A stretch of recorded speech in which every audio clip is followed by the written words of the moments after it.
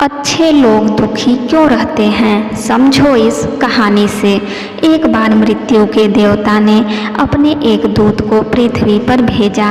एक स्त्री मर गई थी, उसकी आत्मा को लाना था, लेकिन वहाँ का नज़ारा देख वह दुविधा में पड़ गया।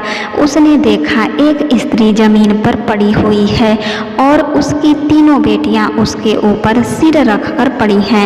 यह देखकर उसको दया आ गई और वह बच्चियाँ अपनी माँ को रो रो कर जगा रही थी। फिर दूत ने सोचा, इनका पिता पहले ही मर चुका है, अगर मैं इस स्त्री के प्राण लेकर गया तो यह बच्चियाँ किसके सहारे रहेंगी, कौन इनका पालन पोषण करेगा। यह सोचकर वह देवदूत उस स्त्री के प्राण लिए बिना ही लौट गया। धर्मराज कहता है, तुम तो उस स्त्री के प्राण लेने गए थे, फिर खाली हाथ कैसे आ गए। तब देवदूत कहता है, हे स्वामी, मेरी गलती को क्षमा करना, मैं चाह कर भी उस स्त्री के प्राण नहीं ला पाया। अगर मेरी जगह आप होते तो शायद आप खाली हाथ ही लौट कर आते। मैं उस महिला की बच्चियों का दुख नहीं देख पाया, उन्हें वहाँ कोई देखने वाला भी नहीं था। यदि मैं उस महिला को ले आता तो उन बच्चियों को कौन देखता, कौन उनका पालन पोषण करता। मनुष्य तो इतने स्वार्थी हो गए हैं कि बिना मतलब के तो कोई किसी का सहारा भी नहीं बनता। यदि कोई मदद भी कर देता तो वह बदले की उम्मीद करता है या फिर उसे अपने एहसान के नीचे जीवन भर दबा कर रखना चाहता है।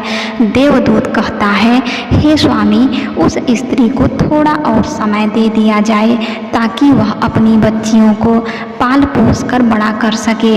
देवदूत की बात सुनकर धर्मराज ने उसे डांटते हुए कहा, अरे मूर्ख, ईश्वर की बनाई गई सृष्टि में ना कोई एक क्षण घट सकता है और ना कोई बढ़ सकता है। उसकी मर्जी के बिना ना उसे जीवन दे सकते हैं और ना समय से पहले मार सकते हैं। ईश्वर जो करता है सबके साथ अच्छा ही करता है। तुम कौन होते हो विधाता की लेखनी को बदलने वाले। तुमने उस महिला को ना लाकर ईश्वर के नियम का उल्लंघन किया है। तुमने बहुत बड़ा अपराध किया है, इसलिए तुम्हें इसका परिणाम भोगना ही पड़ेगा। जाओ, जिस पृथ्वी के मनुष्य से तुम्हारी ममता है उसी पृथ्वी पर मनुष्य बनकर अपना पाप भोगो। देवदूत कहता है, हे स्वामी, धरती लोक से मेरा उद्धार कब होगा और कैसे होगा। धर्मराज कहता है, धरती पर जाकर तुम अपनी मूर्खता पर 3 बार खिलखिला कर हंस लोगे, तब तुम्हारा उद्धार हो जाएगा। इतना कहकर धर्मराज ने उस देवदूत को धरती पर धकेल दिया। वह धरती लोक पर मनुष्य शरीर में आ चुका था। उसके शरीर पर वस्त्र नहीं थे। यहाँ का एक नियम है, जब मनुष्य जन्म लेता है तो उस समय वह नग्न होता है। देवदूत ने जन्म तो नहीं लिया, लेकिन वह निर्वस्त्र ही एक सड़क के किनारे पड़ा ठंड से ठिठुर रहा था। वहीं से एक मोची गुजर रहा था।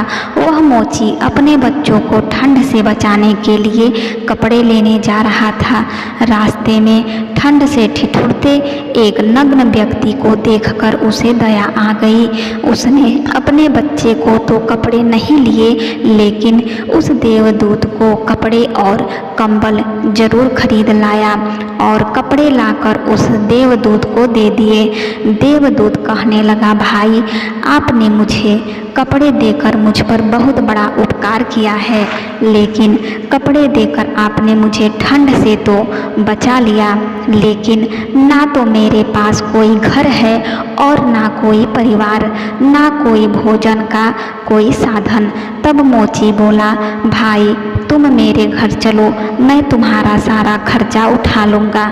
और वह मोची देवदूत को लेकर घर पहुँचा।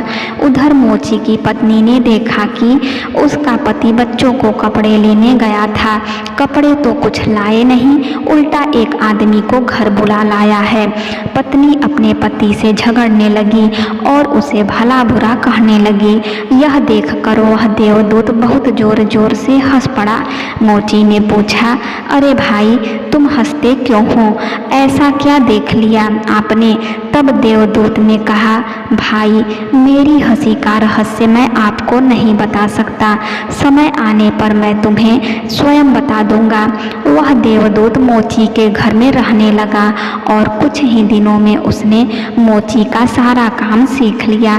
देवदूत के द्वारा बनाए गए जूते और चप्पल खूब बिक रही थी। कुछ ही दिनों में मोची धनवान बन गया। दूर दूर तक उसके जूते फेमस हो गए थे, यहाँ तक कि राजा महाराजा तक उससे जूते बनवाने का आदेश देते थे। जब से देवदूत उसके घर आया था उसकी तो किस्मत ही चमक गई थी। धन की कोई कमी नहीं रही, सब कुछ अच्छा चलने लगा।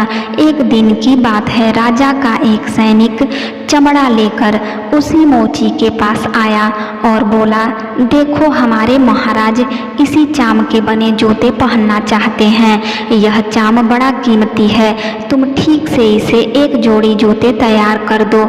यह चाम खराब नहीं होना चाहिए, पर ध्यान रखना इस चमड़े के जूते ही बनने चाहिए, भूल से भी इसकी चप्पल मत बना देना। राजा का सैनिक चमड़ा देकर चला गया। इधर मोची ने भी देवदूत को समझाया कि देखो राजा वाली बात है, इसमें कोई गलती ना करना, चमड़ा भी बहुत कम है, इसलिए चमड़ा खराब नहीं होना चाहिए, जूते ही बनाना। गलती से यदि चप्पल बना दी तो राजा हमें कठिन से भी कठिन सजा देगा। मोची के इतना समझाने के बाद भी देवदूत ने चमड़े से चप्पल ही तैयार कर दिया। मोची की सांसें फूल गई। वह देवदूत को डांटने लगा, यहाँ तक कि डंडा लेकर उसे मारने के लिए दौड़ा। कहने लगा, अबे मूर्ख, तुझे बार बार समझाया कि जूते ही बनाना, लेकिन तूने चप्पल ही बना दी। अब राजा हमें नहीं छोड़ेगा, तू भी मरेगा और साथ में मैं भी मारा जाऊंगा। वह हमारे पूरे घर को फांसी लगवा देगा। मोची को अत्यंत दुखी देखकर देवदूत एकदम से देखकर खिलखिलाकर हंसने लगा। मोची बोला, अबे मूर्ख आदमी, काम बिगाड़कर अब हंस रहा है। वह देखो जूते लेने राजा का सैनिक आ गया। सैनिक बोला, मोची भाई, कल जो मैं चमड़ा दे गया था उसके जूते मत बनाना, चप्पल बना देना, क्योंकि राजा साहब का देहांत हो गया है और यहाँ की प्रथा है मरने वाले व्यक्ति को चमड़े की चप्पल पहना कर अर्थी पर लेटाया जाता है। सैनिक की बात सुनकर मोची को ऐसा लगा जैसे मरे हुए शरीर में जान आ गई हो। इसके हाथ से डंडा छूटकर गिर गया और उसने देवदूत के पैर पकड़ लिए और उससे माफ़ी मांगने लगा। देवदूत मोची की इस हरकत पर जोर जोर से हंस रहा था। मोची ने पूछा, तुम क्यों हंस रहे हो? तो देवदूत ने कहा, समय आने पर इसका कारण बता दूंगा। दूसरे दिन एक बुढ़िया के साथ 3 लड़कियां मोची की दुकान पर आईं। उनकी शादी होने वाली थी और वह तीनों अपने लिए जूतों की नाप देने आई थी। देवदूत ने तीनों लड़कियों को पहचान लिया कि यह 3 वही लड़कियां वही हैं जिनकी माँ को न ले जाने के कारण आज मैं अपने किए की सजा भोग रहा हूँ और यह लड़कियां काफ़ी बड़ी हो गई हैं, अच्छे घर में पली बढ़ी मालूम पड़ रही हैं। तभी बुढ़िया कहती है, बेटा बचपन में इसकी माँ चल बसी, इसलिए इनको मैंने मेरे पास रख लिया। मेरे पास करोड़ों की दौलत है और दुर्भाग्य से मेरा भी कोई नहीं है, तो इनको मैंने मेरे पास रख लिया। मैंने इनको पढ़ाया लिखाया और अब इनकी बहुत बड़े खानदान में शादी कराने जा रही हूँ। लड़कियों का भाग्य देखकर देवदूत सोचता है, परमात्मा जो करता है अच्छा ही करता है। अगर उस समय में इनकी माँ नहीं मरती तो आज यह भूखमरी और दरिद्रता में ही पड़ी रहती। इनकी माँ के मरने के बाद आज तीनों लड़कियां बहुत बड़े घराने की बहू बनने जा रही हैं और इस बुढ़िया की करोड़ों की संपत्ति की मालकिन भी बन चुकी हैं। यह सब देखकर देवदूत अपनी पहले की मूर्खता को सोचकर जोर जोर से हंसने लगा। मोची ने पूछा, आप क्यों हंस रहे हो? अपनी हंसी का कारण बताओ। देवदूत मोची से कहता है, मैं एक देवदूत हूँ और अभी जो यह तीनों लड़कियाँ जूतों की नाप देकर गई हैं, इनके माता को लेने आया था, लेकिन उस समय यह तीनों छोटी छोटी थी, तो इन पर तरस खाकर मैं इनकी माँ को नहीं ले गया और इनके पिता का पहले ही निधन हो गया था। इस कारण मुझे धर्मराज ने श्राप देकर धरती पर भेज दिया। मैं बिना कपड़े के एक सड़क के किनारे पड़ा था, तब तुम मुझे अपने घर ले आए और उस समय तुम्हारी पत्नी तुमसे खूब लड़ी थी, क्योंकि तुमने अपने बच्चों के कपड़ों के पैसों से मेरे लिए कंबल और कपड़े खरीद लिए थे। तब मैं पहली बार तुम्हारी पत्नी की मूर्खता को देखकर खूब हंसा था, क्योंकि तुम्हारी पत्नी उस लाभ को नहीं देख पा रही थी जो मेरे आने से तुम्हारे घर में होने वाला था। और दूसरी बार हंसी तब आई जब तुम राजा के जूते नहीं बना सके और तुम डंडा लेकर मेरे पीछे भागे थे। उस समय तुम राजा के बारे में सोच रहे थे, लेकिन तुमको यह मालूम नहीं था राजा के साथ क्या घटना घटने वाली है, जिसके कारण राजा को जूतों से अधिक चप्पल की आवश्यकता पड़ गई। हम किसी भी चीज को देखकर या सोचकर दुख मनाते हैं जो हम उसे नहीं देख पाते, वह होने वाला होता है। कई बार परमात्मा हमारी अच्छाई या भलाई के लिए हमारे साथ बुरा करता है, पर हम उसे देखकर भगवान को कोसते हैं। हम उस अच्छे को नहीं देख पाते जो हमारे साथ भविष्य में होने वाला है।